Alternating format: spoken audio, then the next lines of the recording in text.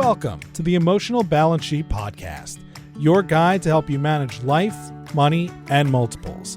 Each episode, host Paul Fenner, Tama Capital's president and founder, and the proud parent of 4 amazing children, including 1 set of triplets, will provide insights on successfully sustaining an active lifestyle, career, and family through comprehensive wealth management strategies, financial education, and lifestyle planning, specific to parents raising twins, triplets, and more.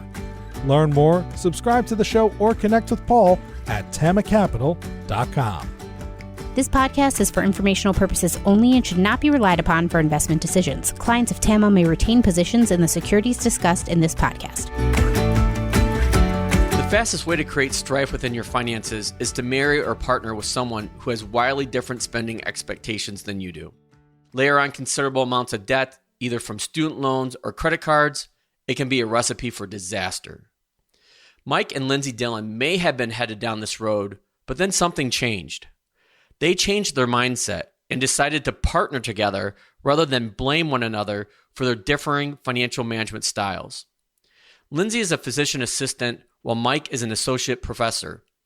It's essential to understand their chosen career fields because student loan debt was a significant contributor to how they ended up with over $200,000 in debt. Rather than being paralyzed by the fear of not knowing or how to improve their financial situation, the couple decided to take the first step of figuring out their starting point. Second, they created a spending plan that they could both live with while paying off massive amounts of debt quickly. The couple shares intimate details about their struggles and triumphs when it comes to their own wealth management plan, in hopes of being able to help other couples who may be in similar situations. Please enjoy my conversation with Lindsay and Mike Dillon. Before I get to what I really want to talk about and focus our conversation on, which is how you guys have managed to pay down tens of thousands of dollars of debt over the last few years, I think we need to start with a couple stories. And I think the first story is how all of us met. So we've been friends for a long time. You guys have been clients of mine for a long time. But what's interesting that most people probably don't know is that we followed each other from multiple states. So we originally met back when we were living in Toledo together. God, was it like early 2000s? Around 2005 is when we were here, because that's when we started school. That's where we were going to grad school. So we met through a mutual friend, and basically it all started in a Buffalo Wild Wings bar. But at the time when we were living in Toledo, Lindsay, you were in PA school still, and Mike, you were in speech pathology, correct? Yeah. So we'll get to the next story in a second on how we ended up in North Carolina together and then how we ended up back up north. But how did you guys end up picking the careers that you did?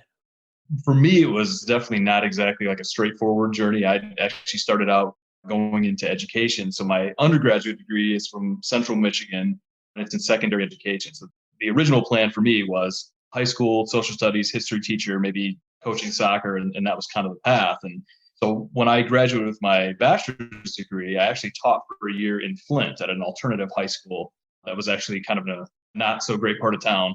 So it was eye-opening experience. Eye-opening experience for sure. Still a good experience. I learned a ton, and kind of one of the takeaways there too was that I didn't know that I really wanted to be in the classroom and have that role, but I knew I still wanted to work with kids. And we had a lot of kids at that particular school that had undiagnosed learning disabilities and speech and language disorders. And so kind of had to do a little bit of research on the fly to help them in the classroom. And so I learned a little bit more about speech. And my dad actually is a retired school administrator, and he had been a special ed director for a couple of districts in the Flint area. And so one of the things he told me was, you've always really liked English and language arts. Every year, it seems like we're hiring speech and language pathologists. It seems like something you would like and be good at, and you could still be in the school environment, just in a different way. And so that's when I started kind of researching that as a career, and knowing that there would be good job security, very low unemployment, really decent, good wages, and I could still kind of be in that school environment. That was sort of how I ended up on that path.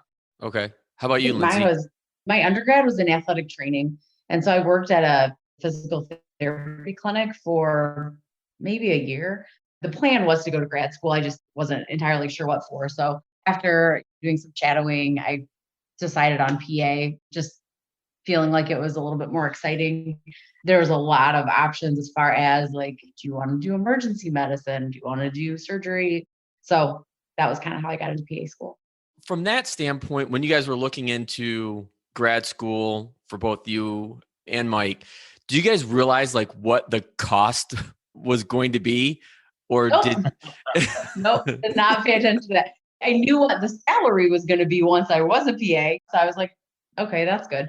I paid zero attention to how much school was going to cost and out of state tuitions. It was because we were living in Michigan. When we started. Yeah, when we started. We didn't really take that part into consideration. Well, and for me, I had to actually take a bunch of undergraduate coursework my first year living here. And so she started right in on grad school. I actually had all these prereqs, so I had a year of that. So I worked part-time, but that basically zapped my savings, was paying for my tuition for that year. I was very lucky that my first year of grad school was actually paid for. I got an assistantship. And so I had a stipend, and then they also paid my tuition. So that part was taken care of. Well, so and paying for an engagement ring. And I bought it. Because we were engaged at the beginning of grad school. Yeah, I was just going to ask, you guys got married before? We got married in grad school. In grad school. That sounds crazy. It was the first year of grad school over the like fall break. It's insane. And then didn't take a honeymoon because we had to go back to school. So we did our honeymoon over Christmas break, which that also falls into the debt category because we used student loans for that. So that would have been December of 05 or 06? 2007. Oh, 2007. See, I mean, this is what happens. The other thing I probably should mention is that you guys have 3 kids and we have our 4, the triplets plus 1. But your oldest, Grayson, was born, I think, a few weeks after the triplets were born in 2010, in December of 2010, right? Right. Yep. That's yeah, right. He'll be 10 in a few days. That's right. Crazy. It goes by fast. The days don't necessarily go by fast, but the years sure do. So looking back, if you would have realized like how much debt you guys were getting yourself into at college, would you have made a different decision? We would have done it differently, I think. I think we would have done things differently. I mean, I was fully guilty of like, if I wanted a new pair of shoes, I got a new pair of shoes. Living and on a budget, but in any means. And I think like one of the things Lindsay mentioned was we looked ahead and said, okay, this is the money we're going to be making. Coming out of grad school, we're both looking at, okay, we're going to be making well into the 6 figures. This is an investment. It'll be well worth it. And we both are very satisfied with the careers that we have. Those decisions were great. But I do think, I mean, the way that we went out that, we could have probably stayed in state. We would have probably saved almost 50% of what we ended up paying and having to go into debt for. We could have been a little bit smarter with even where we lived, I think, too. We were probably more high end than we needed to be just as grad students. We could have lived a little bit more, a little poor at that time and sort of looked at things too. But I think a lot of it for us is we just sort of had this mentality, and certainly the people that are going to give you the student loans are willing to go down that path with you of, we'll just out earn this. We'll be fine. We'll be making so much money. Well, and our parents co-signed anything.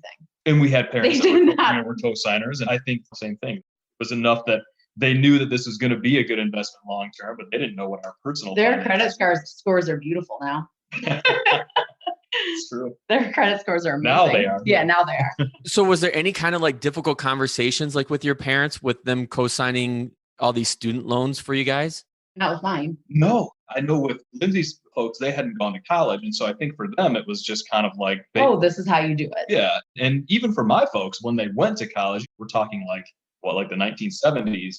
And so I've had conversations since with my dad and him saying like, I guess I didn't realize exactly, especially grad school. He said, I didn't realize how much you guys were getting into there, because for him, they took out some student loans when they were in school, but the tuition relative to what you were making, it was completely different. And so it was like a completely different game for him too. They saw like, hey, this is going to be a good career move for him. He'll be good for it. And we haven't missed a payment or anything like that. Mm-hmm. But that's, I think, why they were like, okay, we're willing to do this. Just make sure you guys don't go overboard. And there just weren't a lot of questions, because I feel like there was also a little bit of them not wanting to be so much in our business and wanting to let us be adults. And so I think there's a little conflict there too. So when you guys were going through the student loan process for grad school, was having a cosigner required?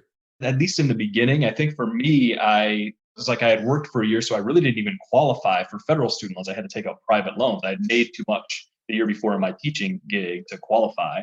But I also didn't really have much of a credit score because I had only been out of school for that amount of time. And that first year out of school, I actually lived with my folks. So I wasn't paying utilities. I wasn't paying rent or doing anything like that.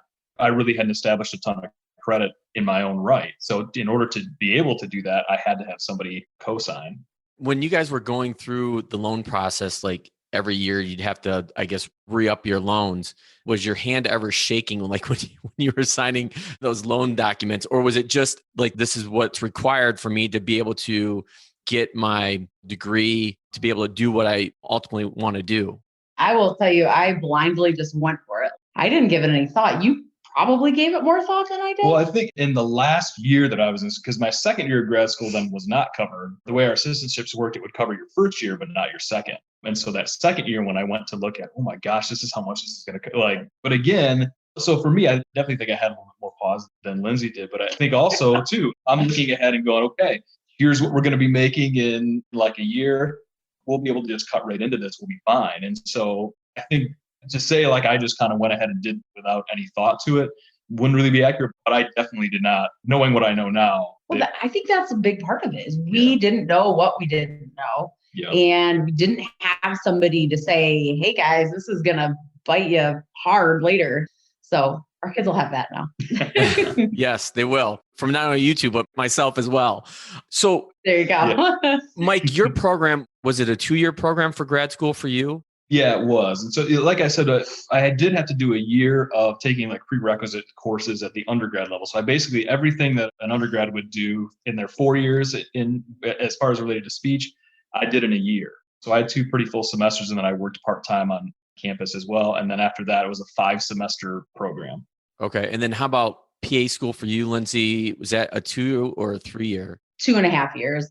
So the one thing that's interesting, Mike, about your role now is that you're, I forget your exact title, but assistant professor. Is that correct at University of Toledo? It's a big, long one, but I'm now a professor in the speech language pathology program at Toledo. So I'm kind of sitting on the other side of the desk from when I was a grad assistant. So my title is associate lecturer and clinic coordinator. And so I essentially run the clinical side of the program. I place students in clinical experiences, sort of like their hands-on kind of lab experiences. I teach both undergrad courses, and then I also manage a lot in the grad program at that grad level as well. So I'm right back there, right back where kind of all this started. So obviously you're talking to your students, well, all the time. I mean, pre-COVID, post-COVID, but how often do you talk to, or do you get involved with your students, talking to them about the debt load that they may be carrying, or do those conversations never come up? Not in any formal way. And part of that is it's one of those things that it's sort of a catch-22 in some ways, in that obviously the university doesn't really want me dissuading students from paying tuition and being a part of the program. And so it's not anything where I'm out ahead of that and kind of, I don't know, almost like pre-warning. But I have had conversations with individual students and even sort of some of the group, and I'll have students asking me questions about, I'm being told things like, you really shouldn't be working in grad school and all this other stuff. And so when those things are happening, I'm very quick to kind of, if it prevents you from taking out a lot of loans, we can work around a work schedule. So there's things that we do and that I'm able to do on an individual basis when I know that there's a student that's struggling, or if I know there's a student, the loan costs, and not worry about it. I definitely have had times where I've shared my story and said, I thought the same thing. And my 30-year-old self talking to my 21-year-old self, that would be a really heated conversation. And so there are definitely times where I've kind of offered that advice that it will be a little bit tough right now, but if you look 4 or 5 years ahead and you're saving yourself $10,000, $20,000 in loan payments, it'll be worth it to have that kind of short-term pain for now looking ahead. And I definitely have done those things. I've definitely had some difficult conversations, and some students are kind of heed that advice and go that way. And usually they're the ones that will come back and say, hey, I'm really glad that you mentioned that. That did suck during the time, but I'm feeling like I look back and I think like that was a good decision. I have others that are kind of like, yeah, I hear what you're saying, but I just don't think I can handle it mentally, physically, whatever it is. And they just kind of go another route. It is difficult. And I do see myself a lot of times kind of staring back across that desk at me. And so I try to kind of pass those things on as much as we can. But I think you're also kind of fighting, the student loan servicers are all too happy to lend that money. and they're not going to tell students anything different. So you both hear things kind of like, and the students are saying, well, I talked to the loan counselor and they said, it'll be fine. I'm in a great field. All the things that Lindsay and I kind of told ourselves too. And so you're sort of fighting that current a little bit as well. To kind of fast forward, or actually the next chronological step is to kind of swing back to the second story of our relationship. And so we met in Toledo through mutual friends. And then somehow these mutual friends of ours all ended up moving to North Carolina, which ironically was where I wanted to move back to. We were all living in Toledo. I'd lived in Carolina before. I had family and friends down there. And so you guys finish your grad programs. And then how did you guys end up in Carolina?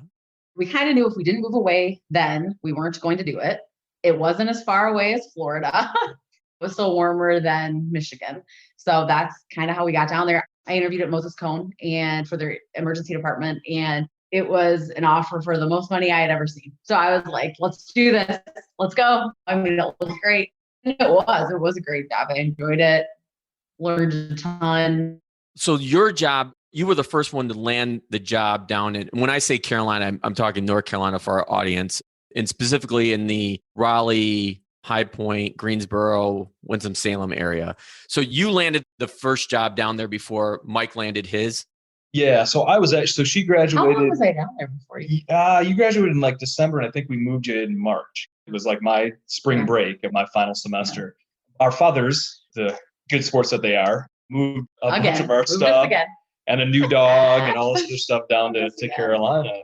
I went back up, and then I had just a couple more months of school to finish out. So I was in our apartment in Toledo, living on a mattress and a little entertainment center and a couple plates. And so it looked much more sad than it was, and finished out those last couple months. And then the other thing I was doing when we were moving Lindsay in that spring break week for me is I kind of lined up a bunch of interviews while I was there too. So it was sort of a two birds with one stone thing. And both of those interviews, I had an offer like the next day with the two companies that I really kind of zeroed in on, and I had a contract signed, I think maybe by the next week, and was ready to roll. So I ended up coming down, would have been like early May once I had finished and graduated, drove my Chevy Cavalier down and with my mom. Did you move with my mom? No, I did not. That was just me. Oh, I did take your mom down that time. Yeah. Great road trip. I was going to say that'd be a fun trip. That's still, we bonded. Yeah, we bonded. That's still about a 10-hour drive. That's a long time ago. Yeah, Yes, I remember that. I was just talking to Teresa last night about that. We were watching a movie, and this guy had to pull like an all-nighter to drive like 10 hours. I'm like, oh man, I remember having to do that a few times. Drive. Yeah. Yeah. Oh my gosh. So all of us are in North Carolina. Little beknownst to you guys that I had my corporate career going at the time, but then I was starting TAMA, the wealth planning or family office firm, on the side. And I don't know what exactly sparked the conversation. Maybe we were a few bottles into some beers or wine or something. And somehow we got talking about wealth planning and all that. And somehow the topic of debt came up. And I don't know if it was you, Mike, or you, Lindsay, that started talking about all this student loan debt that you guys had. So that time frame, was that like kind of the first time you guys realized, oh crap, we got a ton of student loans? Like, how are we going to do this? Yes, because 6 months after graduation is when you have to start paying it. That's when you start getting the, here's your bills. Here's what you owe us. And so that was the wake up, like, we're okay. Yeah. And then that's where you look at it and you say, so I'm earning this. But when I start to say, well, now I got to pay rent, I got to pay utilities, I have this massive monthly payment, and we refinanced and consolidated and did all the things that they tell you to do. But we had a massive amount of debt to pay back. And so when you're doing that, and then you're looking at, well, now we want to buy a new car because we've got this baby on the way, and we want a little bit bigger apartment because we want to have some space for people to come down and visit us. And that's when it really was kind of like a oh crap moment. Well, and at the beginning, we never missed a payment, but we weren't diligent about like really attacking it and throwing all this money at it. We were making the minimum payment. So we were essentially making, like, you were doing nothing, because I mean, all of it with the interest and everything, you're just not getting into trouble, I would say, but you're not making any headway on it. Really. You're just kind of, it took years before we finally really like dedicated. From a ballpark figure standpoint, Mike, how much did you end up with in student loan debt? And Lindsay, how much did you end up with at the end of the day with student loan debt? You can answer that because I don't know. You can answer all that. Well, it's interesting too, even as you're asking the question, it's like I can feel like my blood pressure going up just thinking about all that. That was So nasty. if I'm ballparking it, I can give you kind of ours together. And that was, you're looking at over $200,000 with us put together between undergraduate and graduate for me, and then graduate for Lindsay and program. And keep in mind too, we're out of state and their grad programs, and her program especially is very high tuition, expensive program just in general. So that's the number what most people would have as a mortgage. We already had that with no house. And you haven't included the credit card debt. Yeah, and there were, of course, our attitudes I'm about getting to that, Lindsay. student loan debt really were not all that different from credit card stuff. So you mix that in there and a couple car loans, and we racked it up. We were still not living where we should have been living, basically. So if I kind of peel back the layer on your financial relationship together, like husband and wife, typically what I see in these situations is one spouse is more of the spender and one spouse is more of the saver. Does that kind of fit the bill for the two of you? And if so, which one's which? Well, and it's interesting because it's kind of, I think it's sort of evolved a little bit in the fact that in general, like right now, yeah, we both have a little bit of both. And I think for me, I was much more the spender when we first met you and kind of out of school. And part of it was they almost seem like play money. Or it doesn't seem like it's, you just have these loans coming in, you know. So I was working all the time. I didn't have time to spend. Well, yeah. We rarely ever saw that was really both of us. I know. I would get really pissed. I'm just going to say that. But I'm like, oh, we're just going to have drinks by the poolside. Is that what you guys always said? We'll be poolside. Yeah. Shut up. Well, so angry. And so, you know, and we would do that. And then Lindsay would be, she was working all these really weird, kind of crazy shifts. Yeah, it was shift work. She was a rookie and kind of bottom of the totem pole. So you're not choosing your hours, you're not getting the ideal. And so when that's going on, any excuse for us to be like, we'll just do Chick-fil-A tonight, or let's just go out instead of cooking and doing those things. So like you said, we saw the money we were making and thinking like, oh, this is perfectly fine. It's not that big of a deal. And the loans are kind of off to the side. So we sort of kind of got in those habits. And then I would say probably if you look at both of us, like our natural inclination, like as we started doing this, I'm probably a little bit more of the saver. Lindsay's a little bit more of the spender. So if you look at kind of that balance, I look at those things a little bit more, but really both of us have kind of gotten much more so saver. Yeah. I think once there's goals set, it helps. And I think that's what I really wanted to isolate and point out for you guys and give our audience that's listening to this a good angle, is that you don't stay static. You can change over time, whether maybe you were the saver and then you transition to the spender, or you're the spender and then you transition to saver. Like I've seen that evolution with you. I've seen it with a few of my other families as well that had to tackle huge debt scenarios. And so it's always interesting how our personalities and our ideas evolve around money as we continue to get older, from our 20s and 30s and 40s, because they can evolve. And for some people, they have to, because if not, it's going to be a really, really long road. I think we were just saying there's COVID and everything else going on, but financially, this has been our least stressful Christmas. There's been no credit card use. Well, and that's the thing too. Yeah. Had this hit 5 years ago for us, we would have been freaking out. When we compare things, we're like, or like there's a car issue, it's unexpected and you got to pay for it. That's okay. That's all right. It's fine. It'll be covered. We'll take care of it and move on. Not an issue now. And that took, it took time to get there for sure. And the other thing I think too is that you have to do all this as a team. And I think initially, like I didn't really approach it very well with Lindsay. And I was kind of the first one to really looking at our finances. I had a separate credit card that he couldn't see. So it was a problem. Having that dynamic, that not unusual to hear that. We set ourselves up to succeed together. And it was kind of like, it was so bad. In theory, this should work great. And so then when my genius approach was to go to my pregnant wife, I'm going to look at this and I'm going to show you, it was like my approach to it. And that, as you can imagine, did not go well. No. And so as new husbands, we don't always make the best decisions, or even as long married. Mature husbands, I don't know if we make the best decisions. That was definitely one of those things too, that like when the approach changed and I wasn't coming across as an a-hole, then it was like, we're going to do this together. And it was more of a we thing than you did this and I will do this. And once you're on a team and there's goals and everything is just clean out in the open. Nobody's going to get in trouble for anything. Yeah, it's just a different mentality. Yeah. Nobody's leaving. You're hitting everything on the head. Like when I see couples come together like that, you can do amazing things. And we're going to get into some of the numbers that I think are amazing with you guys. But I think the longer that you maybe stay apart, the longer it takes that I've seen, and I've been doing this for a long time now and worked with a lot of different families and different situations, the longer it can take. So the quicker that you can get on the same page.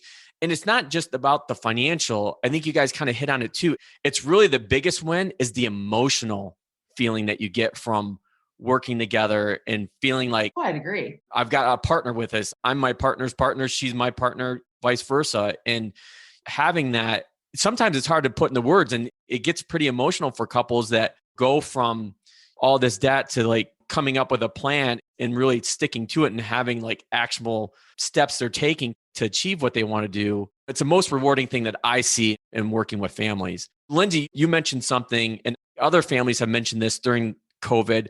While COVID has hit, I think, people very disproportionately, obviously.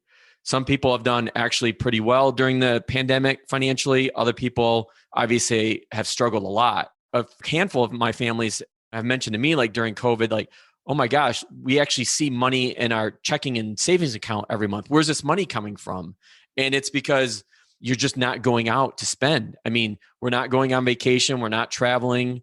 So I've heard that from other families. And it's interesting to see, okay, as the world gets back to normal, whatever that normal looks like, whenever that normal starts to happen, how much of what we've established over this last year is structural versus us going back to our old ways or our old habits and spending maybe a little bit more loosely. Well, and for us, like daycare, oh my gosh, our youngest is in daycare still. And so there's been over the summer, she wasn't in it. So that was several months that we didn't have to pay for daycare. That was a huge savings. So yeah, that was awesome. But you know what we keep reminding ourselves is that we've really gotten better about all the saving, and we've kind of put ourselves, I mean, yes, all this other stuff is happening that we don't have control over, but we've put ourselves in a position to be able to win with all of these extra things that are happening. So that's been exciting to see. Whereas before it's like, oh, we have this extra money, we're going to use this to plug a hole. Now it's like we're using this to just sort of jump ahead. We've been able to refinance the house, and we're getting, Lindsay had like a vacation hours payout just from unused hours, and we used that and put that to, and with the old mentality, it would have been like, hey, we've got this extra money. Let's try to book a trip for when this is all over. Or, hey, let's get a new TV because we're at home, we're watching movies and things. And so I think that was part of it too, is that really wasn't even a thought. It was like, as soon as we saw this was happening, I get a text from Lindsay. She's like, hey, we're going to have this extra little bit on this next paycheck. Perfect. That'll let us knock this loan out like a month or two early. And our mentality back in those North Carolina days was, hey, this is cool. Let's go to the Outer Banks for the weekend. And it was just a completely different mindset in that way. And so that's where it has been. I think for us, we've had that conversation that, hey, when things do get quote unquote back to normal, this is kind of a pretty normal for us, really, is just really what we've been doing. And if anything, it's just made it less tempting because there's been less to kind of get in the way. I do think it's important to say, though, we haven't been miserable throughout this whole thing. Like, we haven't been like so strict that we aren't allowing ourselves to go out or to have a vacation, because we still have. I mean, I think it's been easier to do it because the vacations don't feel like you're constantly looking at your bank account like, can we spend money on this meal or whatever? The vacations are better because it's not a strain financially. So that gets rid of tension, that gets rid of stress, and you can actually enjoy your vacation. So that's been great too. This story like sometimes comes up. We took a trip to Disney and we did this on this. This was back when I was like, hey, here's the amount of money we're going to spend. Well, tell them how we got the vacation money for Disney. So her grandfather unfortunately passed away and left her an inheritance. And so we actually were very proud of ourselves because we took a great deal of that money. We paid off her Jeep. We paid off a loan. All these things that we're like, he would be really happy to see that we're doing this. But my parents, who are not great savers. No, and Lindsay's dad, this is his father. And he said, and I remember pulled me aside and said, you guys are doing really great things with this money, and he would be really proud of you guys for doing that. But he also would want you to use some of that money to just go do something fun, do something as a family and whatever. And so we took this trip to Disney. But we had this set sum of money, and then everything else, this is when we were kind of like we're super new. And again, I was like this authoritarian approach to everything. So Fast forward to we're there at Disney, we're in this diner or something doing this breakfast that Lindsay had booked with all these Disney characters, and Brayson's sitting there drinking his Sprite and loving life, and like we get the bill for this breakfast and it's ridiculously like so much ridiculous. More, anyone who's been to Disney knows. Thanks, Walt. But, so terrible. But for people in a good financial situation, you can look at that and go, oh man, that's no wonder this place continues to make money. But for us, it was like, oh my gosh, this is $75 more than we were going to spend. And it was like earth shattering. I'm like in tears in the Disney restaurant because he's angry and I'm in tears. It was awful. Paul, it was terrible. Oh my gosh. Terrible. Terrible. And now that's sort of like this, we look back at that and I still am more like, I'll look at I've got my little spreadsheet and I'm nerding out on this stuff. And I'll be like, hey, we did this and we saved this much for this trip or whatever. And I'm always the numbers about it. This is great. And then Lindsay's always kind of like, the numbers are awesome, but she's the one that always puts like that more emotional stamp on it. Like she's like, now we'll be sitting on the beach or we'll be sitting wherever and we won't have a care in the world. We'll just hang out, have fun with the kids and not worry about it. And so I get that too, but I think like I'm more so like I'm looking at these numbers and seeing these things and Lindsay sees the numbers and like puts that other spin to it and says, here's at Disney. That was awful. So of course, like and I was pregnant. I was pregnant with Isla then. I was pregnant with our third kid. So that didn't help. Oh man. So my history. I forgot about that. I'm coming through in this thing looking like a complete jerk. And like at the time too, I'm feeling this. I'm like, what kind of husband am I? Like we're here and here's my wife like breaking down and this should be cool. Like you kind of feel like a big failure there. And so. Oh my goodness. Yeah. So no more of that now. Yeah. We're done with that. Yeah. Not living like that. There's a lot to unpack there. I want to come back to this point is we talked about how emotionally, how you feel about money has changed. And obviously that story that you just described about the Disney experience. And I totally forgot, Lindsay, you were pregnant with Eiley at the time. I'm like, oh my gosh. Oh my gosh. Your mindset. And so I think that's the key. But to give some things some context, the question I really want to ask, which is what everybody's going to want to know from this conversation, is how you did it. Like, how did you do it? But before I let you guys answer that question, let's put some context around this. So earlier in our conversation, Mike, you threw out the number, the student loan debt, I know was well north of $200,000. And then you throw on credit card debt that you guys had on top of that and was maybe around what, 250? Is that, I'm trying to think of back some earlier numbers, and our relationship goes back about 10 years now because that's how old our kids are. And that's the thing, it was such a mixture. I mean, like at one point we financed a swing set at one. I mean, it was like just stupid things like that. So like, I think if you took like credit card stuff and you took consumer and kind of put all those together, that's probably about right. I mean, what you're quoting is about right. So one of the things I did do, Paul, is knowing that we were going to kind of talk about some of this stuff, I actually wrote down like beginning of 2017 and 2016, I was like, I put all this stuff in the spreadsheet. And like I said, I was kind of nerding out with all this. And so I still have this spreadsheet now, but I have all these different tabs from different years where we were in January of whatever year. So the furthest I can go back where I have like a good solid number was like January of 17. And our number in total, loans, all this other stuff too, was $200,725.63. And what we'll have probably in a couple weeks here is, or actually just 1 week now when we turn to January 21, that number is going to be like just short of like 95,000. We had 11 different debts in 17. We have 3 left.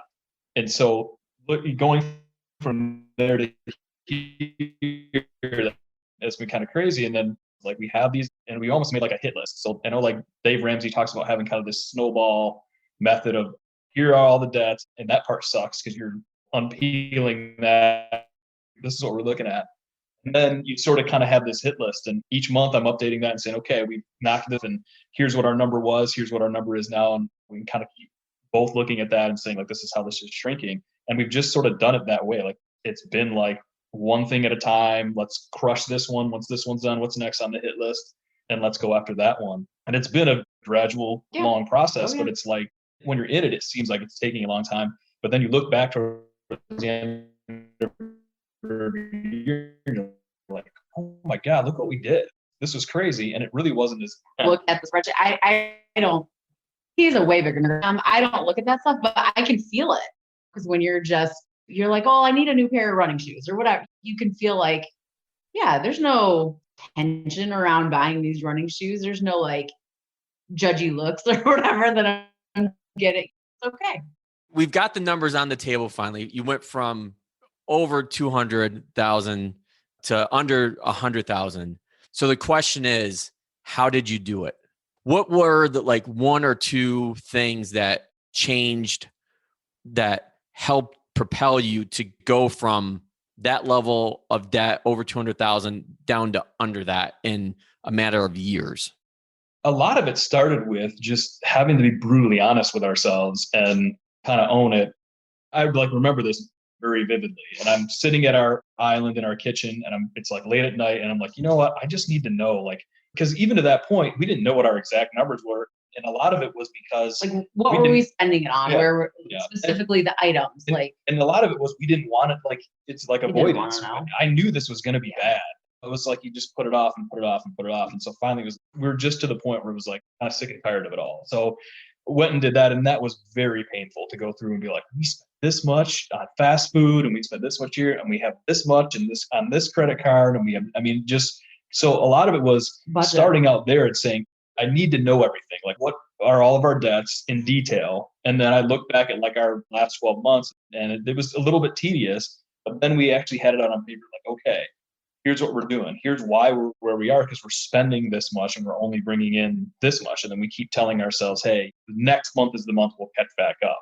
We overspent this month, so we'll underspend next month. And then you never do that. And so we looked at kind of those spending patterns and said, okay, what are things that we like realistically can do to start netting money? Well, honestly, I think you categorized everything. Yeah. And so we categorized everything and then laid out a budget based on those categories. And then the goal, we had to stick to that. And again, part of it was having all those raw numbers out there. So we knew like, this is exactly what is happening. Not just like, we feel like we're maybe spending too much on this or whatever, but I could actually sit down and say, okay, Lindsay, this is what these numbers look like. And us kind of both owning that and saying, okay, this is what we are doing together. We decided together to go to this restaurant when we really could have just cooked, or we decided to way overspend on a gift for our 2-year-old who's not going to remember this gift or realize even what this is. Or Disney. And so that's kind of where it started, was looking at those things and then together making these decisions and saying, okay, what can we just get rid of that we don't need? And so like magazine subscriptions, cable, different things like that. And then figuring out, okay, what can we just do completely without and what can we do a little bit differently so that we're still enjoying ourselves, but we're maybe not doing that in a way that's negatively impacting our ability to get ahead. And that was a lot of it is, in the end, it's basic math. We have to get to the point where we're netting money at the end of the month. And then that money can go towards the hit list and getting rid of, okay, here's the smallest debt we have. Let's cross that in a couple months. And then you kind of move on and snowball from there. But until we did that and had that really brutally honest look into what we were doing, we were going to go nowhere, or we'd stop and start. Yeah. And so once we did that, that was like the whole turning of the tide. And then it was, we had better months than others. We still had to have like some difficult kinds of conversations and things like that, but we were pulling in the same direction. And we actually knew what we were doing and had a real blueprint rather than just I think dissecting it and looking at specifics was a big deal. Yeah. So just, I don't know, I guess kind of ripping off the Band-Aid, but it's almost more tedious than that. I think that starting point, so step number one was you guys figuring out like where we're at. And I think in the 20 plus years that I've been working with families now, is that is always the hardest part, is to just figure out where you're at. Because in the back of your mind, you know, it's probably not good. It's probably not the position that we want to be in, but it's one of those things that you don't know what you don't know. And there's that fear and then that anxiety, like just talking to you guys about this again, I feel it. And I can sometimes when I'm looking at you, Lindsay, I can see it in your face too, is that you don't know. And so it stops a lot of people right there dead in their tracks, where they are so paralyzed by the fear and the anxiety and the emotional toll it takes that they're afraid to take that next step. But somehow you guys managed to blow through that. So you started, and then walk me through the conversation. How was that conversation between the two of you when you had it on paper and you realized, okay, We could go one of two paths. We could keep going down the dark side, if you will, of what we've been doing, making minimum payments and not getting ahead of where we want to go, or we can change our lives. And I think everybody's looking for that silver bullet, and it doesn't exist. It doesn't exist with Teresa and I. We still have the same conversations and arguments and fights about money. And I think one of the keys, and I'll let you guys explain your conversation, but is it takes time. And you mentioned this multiple times, Lindsay and Mike, it takes time. I'll let you guys answer that and talk through that conversation you had. Mike said he had dissected it all out, and here are our areas that where all the money was going. But it wasn't a huge like confrontational conversation because we both knew we were in trouble. It wasn't a shock that way. We knew it was bad, didn't know quite how bad, but we were both in agreement that we wanted to not live like that and be that level of stressed and kind of unhappy with where things were. So it was really more of planning a strategy. We were both on board with like getting out of this, and fear is a huge motivator. So yeah, we were scared that what are we going to do? Neither one of us are going to go to our parents for money. We just got to figure this out. So the talk was, okay, let's put a plan in place. Mike's the numbers guy, so let him tell me the plan. And that's part of it too, is like, I obviously had learned my lesson of not approaching this in a whole, I know. Right. And he wasn't being mean. Yeah. So that was helpful. and that was the thing. This wasn't. Maybe you want to talk to Teresa, Lindsay, because I think she probably thinks I'm mean about that. It's like, sometimes it's really hard. You feel like your spouse is essentially like, if you feel like you're the one getting blamed for the majority of the spending, may or may not be true, but they can't put it on you like that, because then you're not going to be willing to go along with this plan or contribute to this in any way. So that's part of getting on the same team, is just let it go.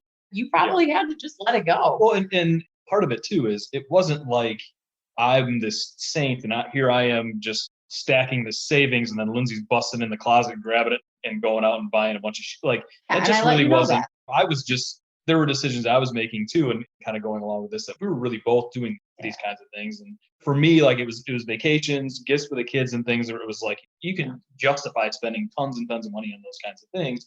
It doesn't make sense when it's like, now I got to worry about, I got to wait an extra day to put gas in my car because we got to make sure we have enough.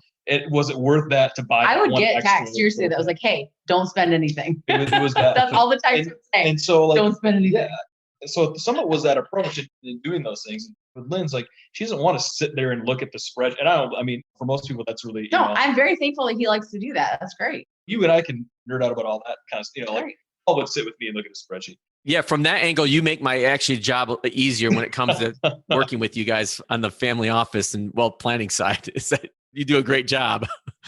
The other thing too that we get from working with you too is that it's, your numbers and all of those kinds of things. That's obviously like, it starts with that. But I think one of the things that you get really well too is that there is all this other baggage too. It's not just like, if it was just math, it would be very simple and pretty straightforward. And we probably would have had a handle on things like much earlier, but it's so much more than doing that stuff. And it's what the numbers actually mean is much more, it's not just what's on paper. And so I think having those kinds of conversations, and that made us do things together. So like when I would look at things and I'd say, okay, this is what we're spending, we need to cut. Where do we cut? I wasn't the one making that decision. It wasn't like I just was going to assign that.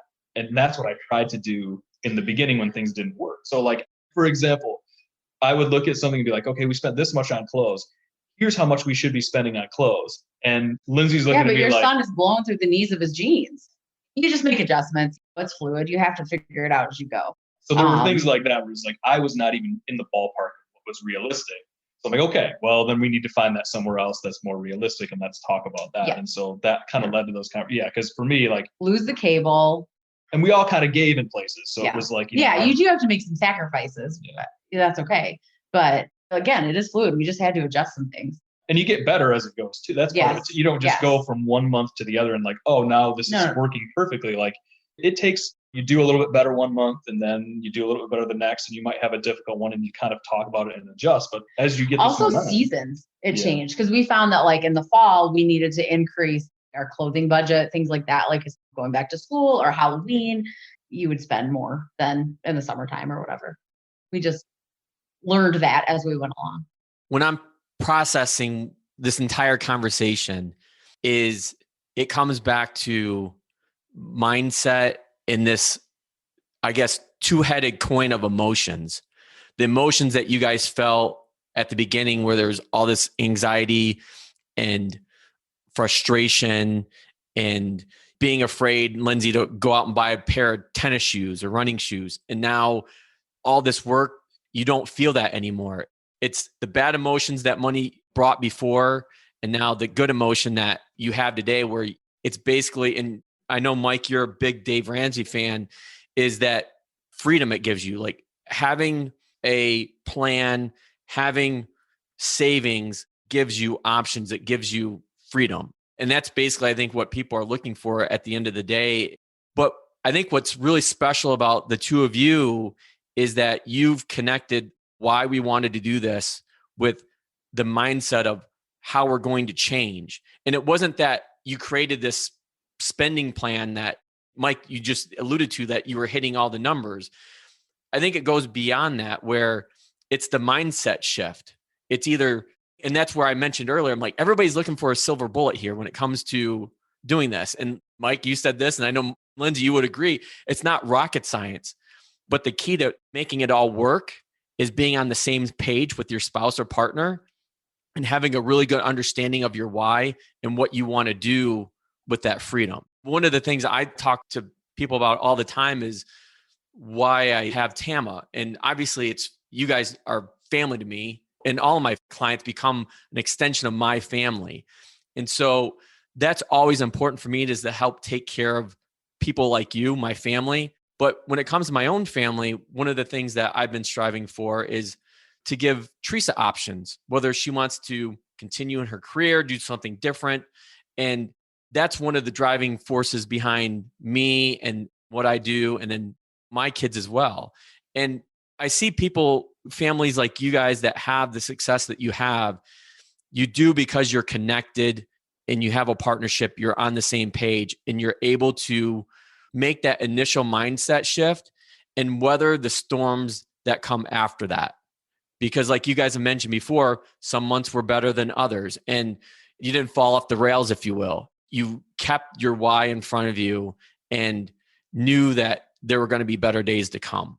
It's just sticking with it, being consistent. We started this January 2017, or that's the number he's at, whatever. But so yeah, we've been doing it for this long, but we're not done yet.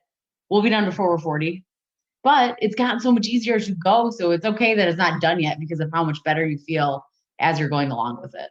One of the conversations that I wanted to come back to that we had, Mike, probably, well, if you got numbers from 17, so it was probably 4 years ago when we were trying to put the plan together. And it's a question that I often get with families. And I tell people this up front: you can get most things you want in life, but what you can't have is everything. And I know Teresa probably gets sick and tired of me saying that. I would. It's like the second truest truism I've ever heard, other than the days are long and the years are short with raising kids.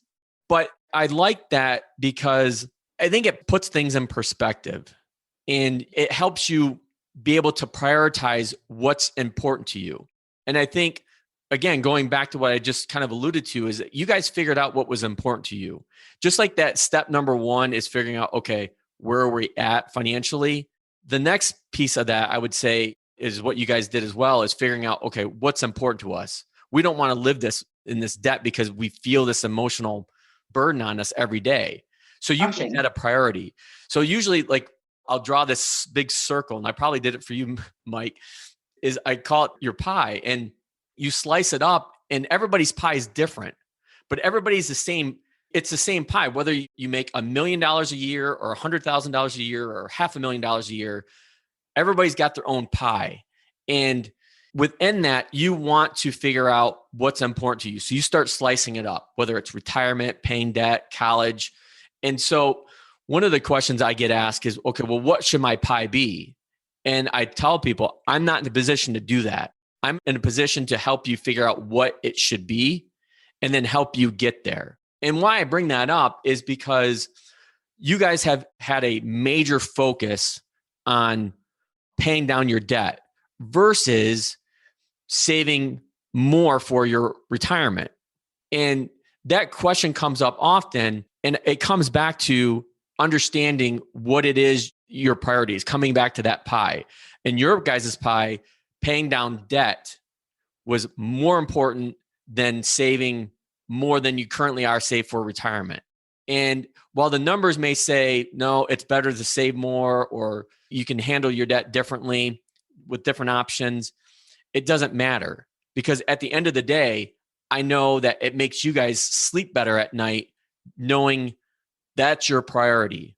And we've already developed a plan. We've started laying it out. Lindsay, you mentioned hitting 40 here in a few years, and when everything's paid off, then that's when, bam, we get really aggressive when it comes to retirement. You hit that like you hit the debt goal. But I think it's important that people understand, like when they're working with an advisor, whether it's me or whomever, is that I'm here to help guide you along and help you figure out what it is that you want to do. But it's not my job to tell you what it is that you want to do. And honestly, when we started working with you, I remember thinking that too and being like, okay, well, Paul will tell me what to, and going in and saying, okay, well, what do you think we should do with whatever? And basically you're kind of saying, hey, you could do this, you could do this, you could do this, but it's all going to be, like you said, what's going to make you guys sleep better at night? And there's a logic to doing it in a lot of different ways. And for some people that, yeah, they may say that money that we're using to service this debt, if we were putting that away to retire, now we're making money on that. And so there's math kind of involved there too. But for us, we feel like the math is still going to be on our side. And psychologically, we needed to keep kind of winning there, because if we're putting money away, but then we're also paying this off and our margins are even smaller, then we're going through this even longer. And that to us just did not, we knew ourselves and knew like, this is just not going to be sustainable. We would rather have this part done and then be able to start, we're not putting nothing away for retirement. No. And that's the thing too. It's like, we're hitting our matches. Yeah, we're not completely leaving money on the table. I think that definitely does help too. But like you said, when we're slicing that up, there's a lot more of that that's going towards debt right now. And then as we look ahead and say, hey, in the next year, we'll just be able to aggressively go at the retirement though, is a thing. Right. Once the debt's gone. And even doing that, we're still going to have more money to spend then than we do now, because every last little bit that we can squeeze out, bonuses, all these different things are all going towards the debt. And so that'll be the case where, hey, if we have a bonus now, that can be used to go on a vacation or do whatever, because we're already automatically putting in X amount of money towards retirement. And that's where we you help us with those levers to do that. But psychologically for us, it's night and day. We look at retirement as we're realistic about it, but it also, like we said, you have to do that. You have to figure that out. And even if you have, even we know too, when we have everything kind of in order, we're like, okay, we have no debt. We still have to figure that out. Even just our normal spending that we budget for, we spend money on kind of nicer stuff for running and fitness and those kinds of things, because that's a big thing for us. We'll spend money to do experiences with our kids and things like that. We don't tend to spend, like I don't spend a lot of money on work clothes. I go fairly low budget there. We do the same thing with the kids. We try to get good stuff, but we know, hey, if I'm spending 3 times the amount of money on clothes, that they're just going to, doesn't matter if it's Nike or if it's whatever, they're going to wear holes in them eventually anyway. And they don't care yet. Yeah, they don't care. They're young enough where no one cares what they're wearing. So it's things like that where we had to look at that too and say, the cars that we're driving, the clothes that we're like, is this us or is this like we're trying to like project this image? And at one point we were projecting this image where everything looked great and we were rolling in the dough. And then like behind closed doors, we're like, I'm gonna let you in on it. Yeah. We were not. that's when we're getting those texts of, hey, only put $5 of gas in today. Gosh. Hey, you've got to move this money so we don't bounce a check at date. Do you remember? I just got to really quick tell you, when we lived down south, like, do you remember that Furniture Land South? Remember that place? So we went there and we watched the movie on how to shop there. And then we bought ourselves a bedroom set and like a kitchen table and all this stuff. Anyway, so we bought that. And then we didn't have kids yet. And then I remember us, like we, of course, had just gotten Chick-fil-A and we're sitting in our living room watching something. And I don't know, I checked my account or something and I was like, oh crap. Like my heart stopped. I was like, because it was almost like the money from Furniture Land South was going to come out and our loans were due. And we were like, what do we even do right now? It was awful. Anyway, no more of that. I think they're just starting to open more Chick-fil-A's up here in Detroit. So I'm worried about that because as you guys well know, how often would we eat at Chick-fil-A down in Carolina? Like almost every day.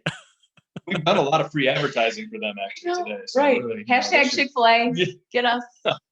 I'll see what we can do on that one. Perfect. Thanks. There you go. Maybe they can become a sponsor, the first sponsor of the show. There's two things I want to swing back to on this is one, I think, Mike, you were talking about psychologically. And I think, again, connecting it to like your why and those wins keeps you in the game. Because if I would have changed your guys' plan to something different and it wouldn't have made you guys feel as good, the chances of you guys going off the rails, sticking with it. Yeah, and sticking with it, we would have ran into problems. So I think we have to feel invested in it, for lack of a better term. Exactly. There. But yeah, no, we have to have ownership over it. The other thing I wanted to bring up is a good point is, and you mentioned this, Lindsay, is I think today, especially with social media, people want to have this persona, if you will. And historically, it's been called keeping up with the Joneses. And I think it's magnified now because of social media. And when I'm sitting down with clients, never fails. Sooner or later, they're going to ask, well, how am I doing compared to your other clients or compared to other people? We've never asked you that. No, you haven't. But other families do. Sorry, other clients. And so it's interesting because you had mentioned that. Did you guys ever feel like that you were trying to keep up with others from that perspective? Because the question I get is, well, I don't understand like how this family could go on this vacation and have a brand new car. And I'm way worse about that. And I'm like, well, it's no secret. It's either they're in debt up to their eyeballs, which you don't know about. Maybe they got an inheritance. Somebody died, unfortunately, which you may not know about. And so you don't know other people's situations. You're not in their shoes. And the only race that you can run, because I know you're a runner, both of you are runners, is to run your own race. And when you're running your own race, your chances of hitting your plan goes up exponentially. One of the books I read that made a really big difference for me is Millionaire Next Door, which I'm sure you've read. And it actually talks about, statistically speaking, most of the people you see that are doing all these things and have these real Instagrammable lives and everything, they're not doing well. And it's pretty easy. Facebook is kind of like your own marketing firm. And so it's easy to market yourself in those ways, but you really don't see kind of behind the scenes of what's going on. And if you look at statistics, most likely, it's more likely that that person's struggling than they're doing well. They're just kind of projecting that. So I think for us, like, that was like a big thing to kind of uncover and be like, because you do look around and it's human nature, I think, really. And so you do look at, okay, well, these friends of ours did this. And there's a little bit of jealousy and there's a little bit of, well, they can do it. We should be able to do that too. And we're not. But we don't know their finances. Well, we don't know and that was the thing. We kind of had to grow into that. When you're younger, like, that is the way you just sort of like are conditioned to feel that way. Like, hey, everybody's getting these, or everybody just bought a new car. Like, we should be doing that. And that's kind of part of it too, is you don't necessarily know. And so you can drive yourself nuts, like looking at everybody else and kind of trying to gauge their situation. Yeah. And that doesn't help you. That was kind of part of it, I think, for us too. That wasn't something where we were just like built that way. Like, we've had to sort of condition ourselves to the point. And we still do that. Sometimes we're like, oh my gosh, wouldn't it be awesome to do that? And not too long of a time, we'll be able to do those responsibly. But we also have experienced it the other way, where we've done things that we couldn't afford really. And it sucked because. And we didn't enjoy Disney. Dang it. Yeah. So doing things like that when you're going into it and you're like, this is already paid, like, do whatever you want to do. Kids want to do this, or we want to get an extra t-shirt or whatever, like, fine, let's do that. Or let's all go out to a really nice restaurant and we're not worried about what we're ordering. We just order whatever we want. And we get little tastes of that now. And that'll be much more so when we knock some of these things out. And we've done. And I got to say, that does help encourage you to continue on with your plan.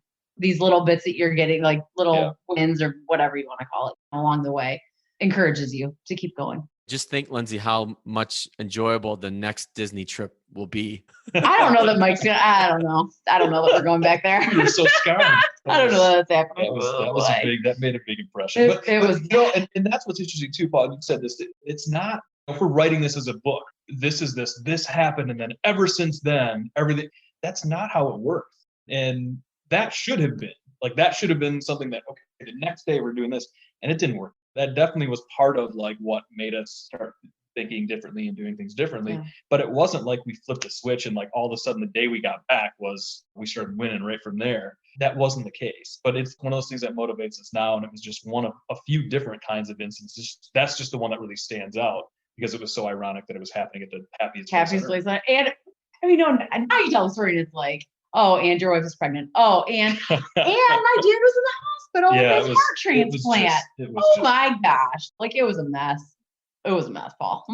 Well, whether you choose to go there or wherever your next big trip is, hopefully. No, it'll be great. Yeah, it'll be great, more enjoyable. Maybe there's 5 of you, 6 of us.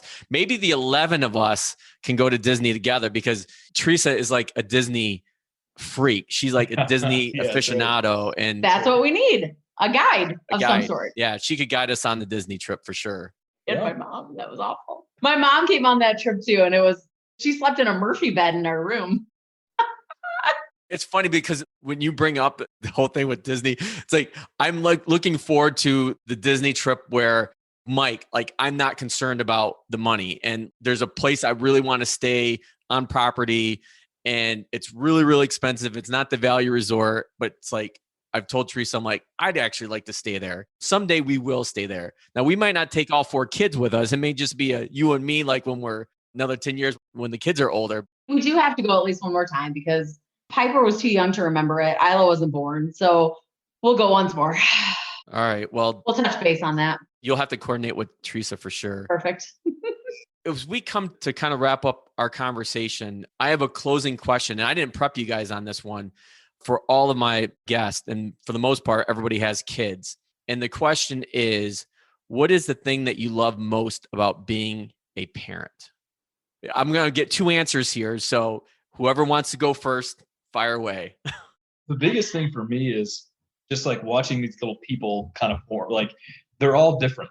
I mean, you guys sure have the same thing going on. You have triplets and stuff too. And even when these are kids that genetically are so similar, but their own little personality. And that's been really fun, is like kind of watching that and watching like what makes them passionate. You know, my son is like super into like coding and computers and those kinds of things. One of our daughters is like very arts and crafts, and like that just kind of like sets her on fire. And then our youngest is like a natural little gymnast, and like watching her do that is just like, that's like her favorite thing in the world. So it's like watching all of that and kind of being a part of that and sitting back and just watching them like find these passions and things. And that's been a lot of fun. I do enjoy all that. You know, I enjoy that. But I also really enjoy watching them develop their senses of humor because they're different. They're all different. Grayson can be more the sarcastic guy, which I like. Pipey is, sometimes she's just silly. But then Isla is like this quick, she's our youngest, and she's got this really quick wit and will just get you out of nowhere. I love it. I like watching that happen. Well, I think that's a perfect way to wrap up our conversation. I can't thank you enough, Lindsay and Mike, for the time and the conversation and for being open and laying your guys' lives, both personally and financially, out there. I really appreciate it. And I think that the audience will appreciate the empathy and the generosity that you guys have displayed in this conversation. And hopefully it sparks somebody else to say, okay, I need to take that first step and not get bound up with that anxiety and fear that we've talked about. So I can't thank you guys enough. And I'm really looking forward to coming down to see you guys hopefully soon once everything gets reopened again. Absolutely. Always good catching up with you. And yeah, hopefully this can be helpful. I think for us, there's this feeling like you're alone and there's no one else that could possibly be going through this, and everybody else's lives are perfect. Well, it's embarrassing to talk. Yeah, we suck at this. And so there's a lot more people out there that are going through that. And part of it is you don't feel like it's going to get better. It gets better. And we look back now and laugh at all this stuff. And at the time we weren't laughing. Oh, it was not funny. But you can do this. And it's simple. It's not easy, but it's really simple kind of at its core. So if we could be help to anybody, we're glad to do it. All right. Well, thank you guys again. And I'll look forward to that trip to Toledo, and we'll go to Chick-fil-A. Sounds good. Absolutely. All right. Talk to you later, Paul. Bye. Thank you for listening to this episode of the Emotional Balance Sheet Podcast. Please visit tamacapital.com to subscribe to this podcast or to connect with certified financial planner and registered investment advisor Paul Fenner of Tama Capital. And please join us again next time on the Emotional Balance Sheet Podcast.